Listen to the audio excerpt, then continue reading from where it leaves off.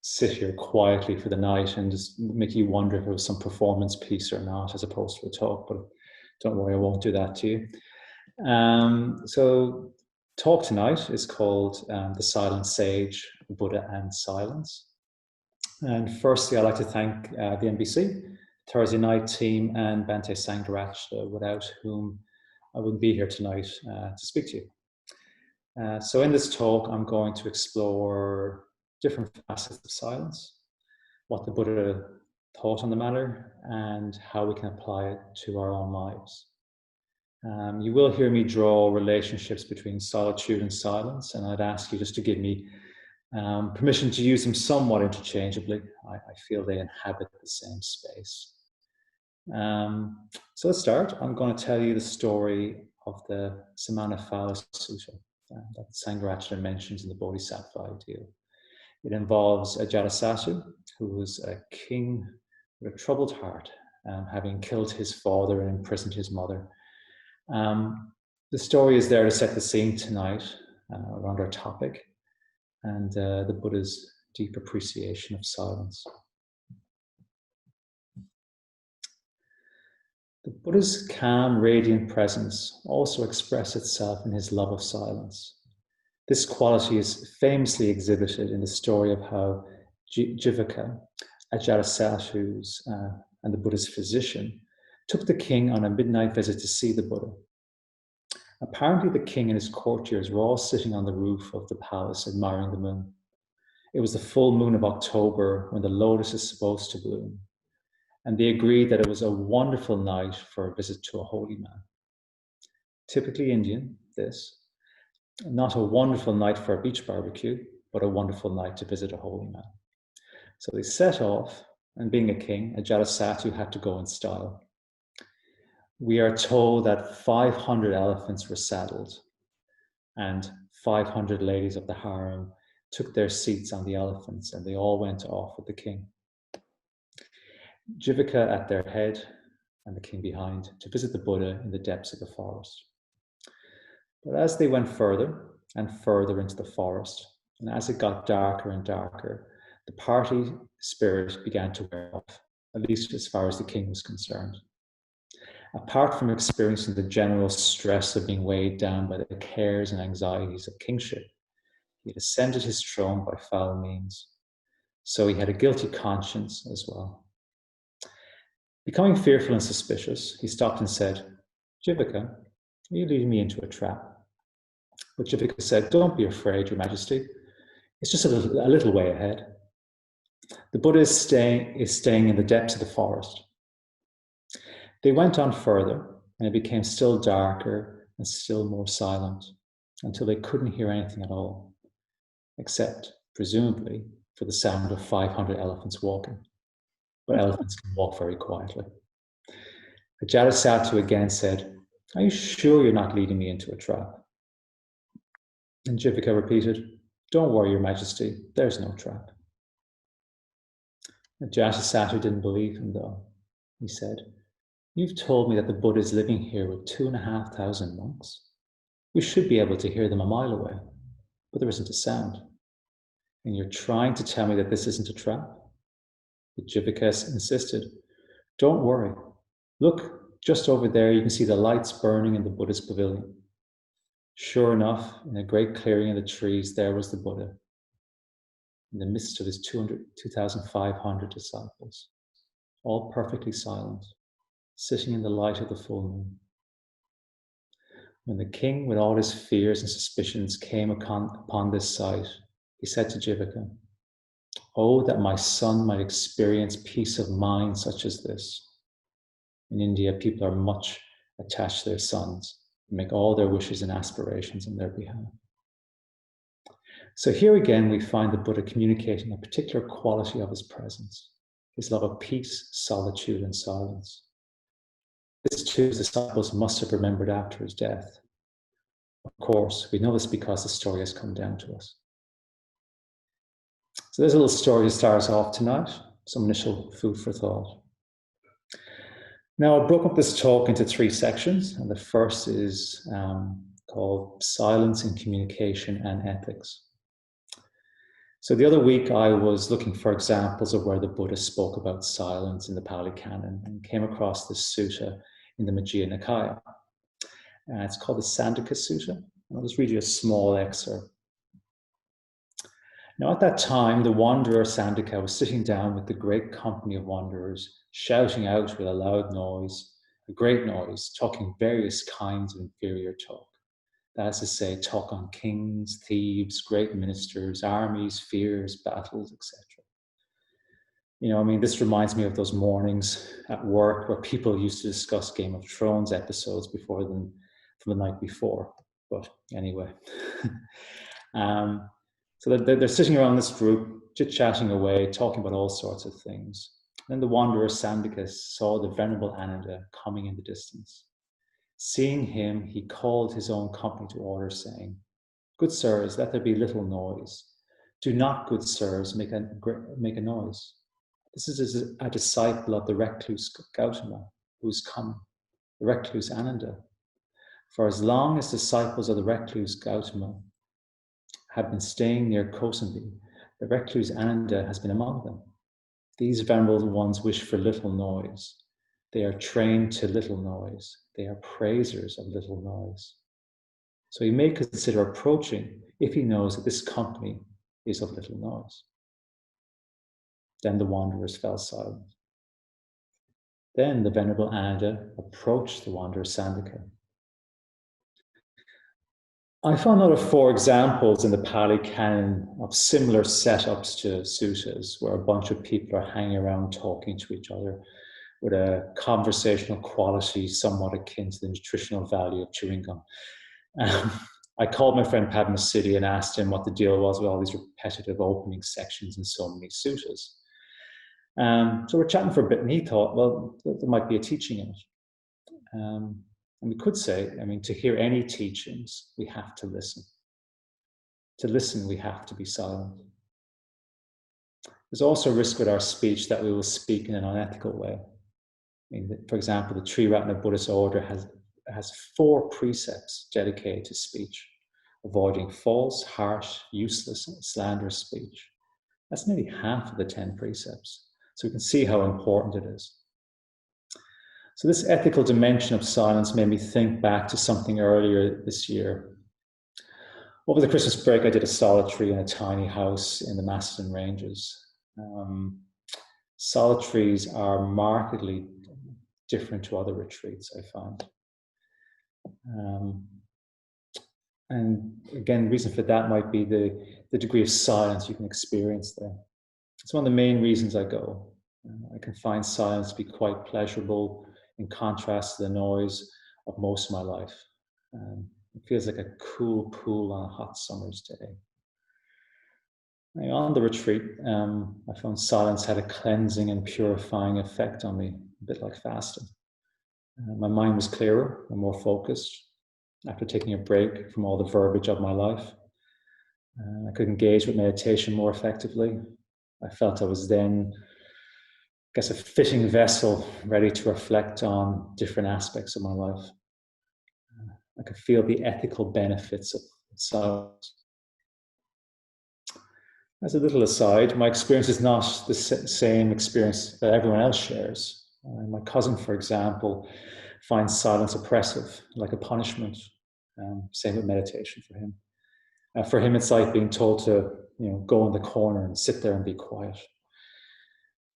Last week, Varadi quoted from the Fear and Dread Sutta, the Bahaya Bharava Sutta, speaking of the Buddha Tibet's experiences of fear that arose in the forest as he meditated alone, and how he had to work to subdue it. We can see, look, we are herd creatures. We do feel safe in groups, so being alone in silence can be scary at times. But if you work through that, it can actually be wonderful on the other side. If you've ever gone on a general retreat, you will get a chance to experience some periods of silence, hopefully. And there might be opportunities at home as well. It can give you space to see yourself more clearly, not only yourself, but also others. Sangharakshita, in his commentary on the Ratnaguna Samchayagata from his book Wisdom Beyond Words, has this to say about it. Having recognized that the medium is not the message, however, how can we free our minds from this tendency to convoluted thinking? One method is the practice of silence. When we stop voicing our thoughts, our thinking becomes less busy and more illuminating. At the same time, we are coming more directly into contact with things, and even perhaps surprisingly with other people. Our silence does not signal a break in communication. If anything, there is even more communication at a more subtle level. We find more subliminal in that respect, more expressive modes coming to the fore, involving the eyes, the face, gestures, and posture. We may even find that we can communicate our awareness of someone without looking at them. So, even on the solitary, for example, I felt very strongly connected to people. If anything, they were more vivid for me. I do feel periods of silence allow us to see and hear others more clearly and with increased subtlety. So maybe the Buddha promoted silence as a way for us to better communicate with each other. So moving on from ethics, communication and silence, I'd like to touch in on meditation.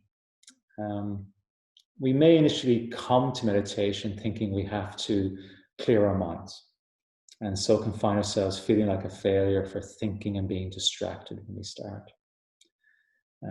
Through contact with spiritual friends and via meditation instruction, we learn to be more realistic. After all, we're very good at thinking a lot. We do it every day. We can stop giving ourselves a hard time, and then we can come to expect that thoughts arise and pass away and be part of the landscape of meditation. We shouldn't forget, though, that it is possible to clear the mind of thoughts, or more accurately, for thoughts to clear out of the mind. The absence of conceptual thought or deliberate mental activity is one of the key absorption factors that identifies the deepening of meditative experience, traditionally from the first to second dhyana. In Analaya's book on the Satipatthana Sutta, the Buddha's discourse on mindfulness, he says, only on entering the second absorption, when this last vestige of mental activity is abandoned and concentration has become fully stable, does the mind reach a state of complete inner stillness or noble silence, leaving behind even these subtle, wholesome intentions. So it is, I think, important to know that it is possible and it can be achieved to have a mind that's not full of thought. The Buddha encouraged it. It is just a natural progression as our meditation deepens. That's great, but what might be preventing us from allowing our minds to settle into concentration and these thoughts to slip away?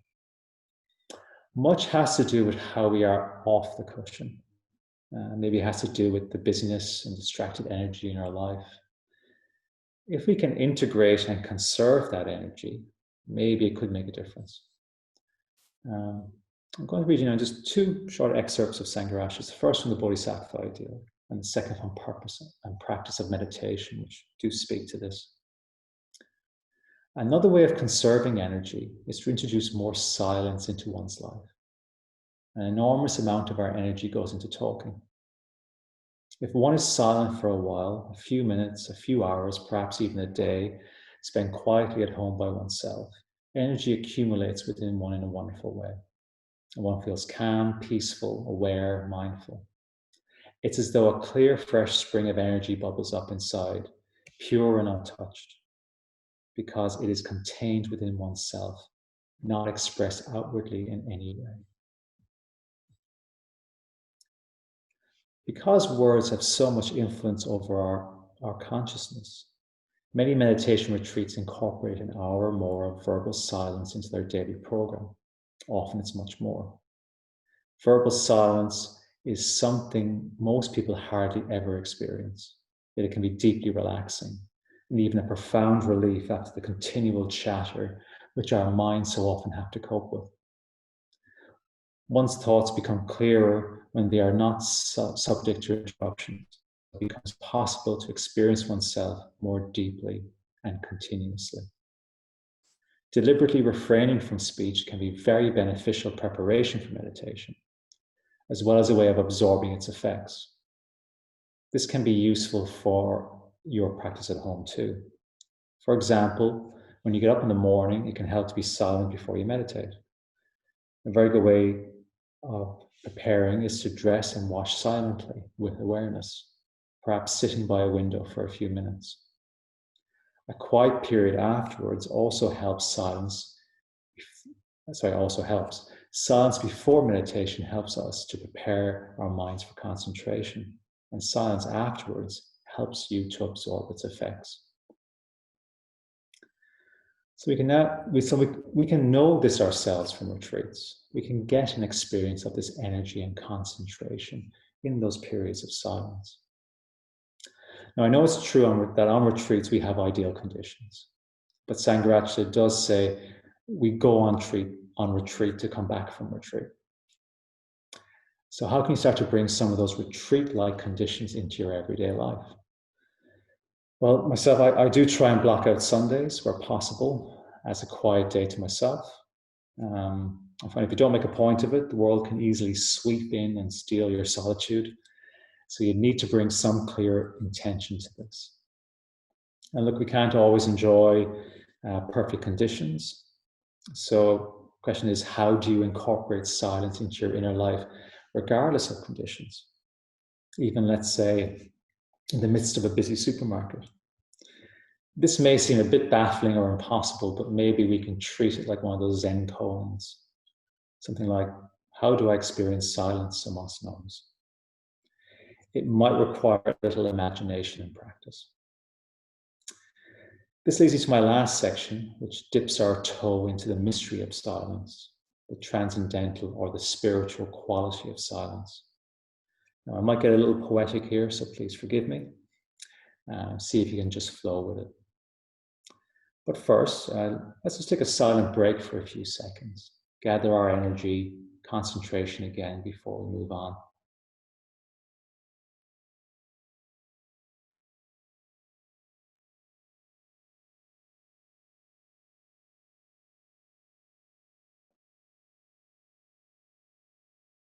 Back in 2018, I did a retreat at Padmaloka in Norfolk, England. It was called the Mythic Context Retreat. And a lot of time was allowed for your imagination to just unfurl and develop. I could feel my mind stretching out across the hayfields. In the evenings, Padma Vajra would lead us in various devotional practices that he would skillfully bring into being. One evening, he was speaking to us about the Gandhakuti, or perfume chamber of the Buddha. When the Buddha stopped somewhere, the monks would burn incense around the Buddha's hut, like in the Samana Vala Sutta that we heard at the start of the talk. They would sit around the Buddha through the night in silence. After the Buddha's death, this was still a common practice, and monks would gather around a perfumed hut and bring the Buddha to mind. This may be the start of the shrines we have today in the Buddhist tradition, and practices like Buddha Smriti or recollection of the Buddha. And these may have come from this. Padma Vajra invited us to do the same that night. We were not to meditate or do anything, but simply sit in silence, as if in the presence of the Buddha. That night had a strong effect on me that stuck with me to this day. Our large number in the shrine room were silent, but the room felt full with a magical presence. The air was pregnant with something. Earlier in the retreat, Padma Vajra had remarked that the Buddha was strange. It's hard to know the unknowable, that which is beyond our everyday understanding. The Buddha and enlightenment are strange, like the ocean, impossible to know and fathom. The Buddha's silence is strange and mysterious. Before meditating, can we allow some of this mystery into our own experience? Silence can be a surrender into something greater. Can we sit there relaxed, alert, receptive, not expecting, not demanding? Could we practice waiting to meditate, like waiting waiting for someone that may or may not ever come. We could imagine ourselves sitting silently with the Buddha around a fire, again, just waiting silently. Let the fire dim. Let the fire of your craving dim. Let the night come in and sit around the embers quietly until the darkness covers everything. It is said that black is the color of wisdom, not an empty black, but full. The darkness of a positive unknowing, a black luminosity, a willing surrender of egotism without fear. In that space, I invite you to see what happens next in silence.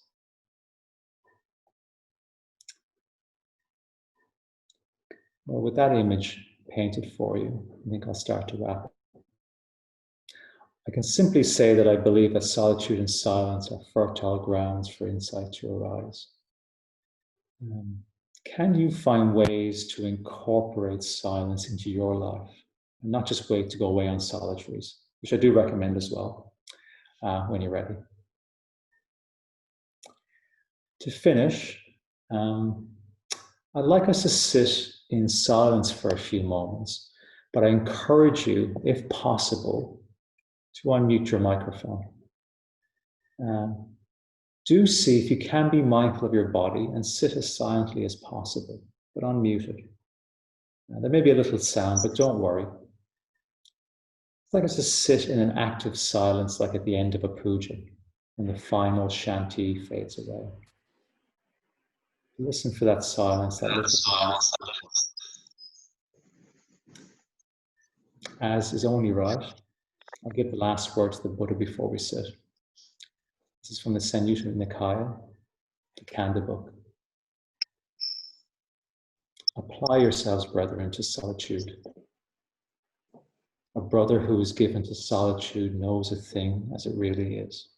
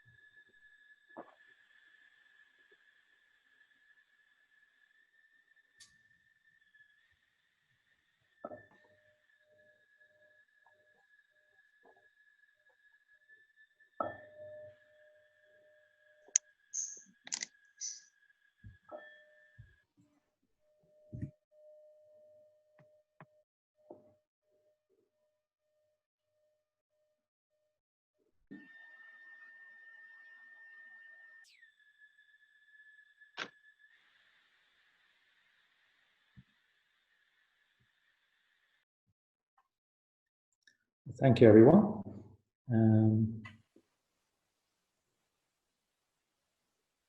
Pass it back over to my friends Dantichitta, Apida, and Varadi, I think.